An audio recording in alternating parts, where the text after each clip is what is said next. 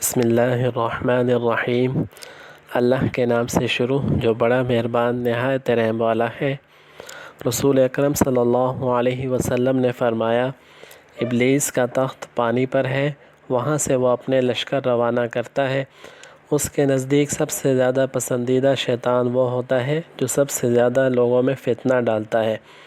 اس کے لشکر میں سے ایک آ کر کہتا ہے میں نے ایسا ایسا کیا ہے، وہ سردار کہتا ہے تم نے کچھ بھی نہیں کیا۔ پھر ان میں سے ایک آ کر کہتا ہے میں نے ایک میاں بیوی کے درمیان جھگڑا کرا دیا ہے، وہ اس کو اپنے قریب کر کے کہتا ہے ہاں تم نے بہت اچھا کام کیا ہے، اس کو گلے لگا لیتا ہے۔ میاں بیوی میں اختلاف پیدا کرنا شیطان کے نزدیک سب سے بہتر کام اس لیے ہے کہ ان کے اختلافات سے صرف دو انسانوں ہی کے درمیان نہیں بلکہ دو خاندانوں کے درمیان ہو جاتے ہیں، جس کے نتائج بہت ہی برے نکلتے ہیں۔ لہذا میاں بیوی کو ایسے موقع پر اعوذ باللہ من الشیطان الرجیم پڑھنا چاہیے۔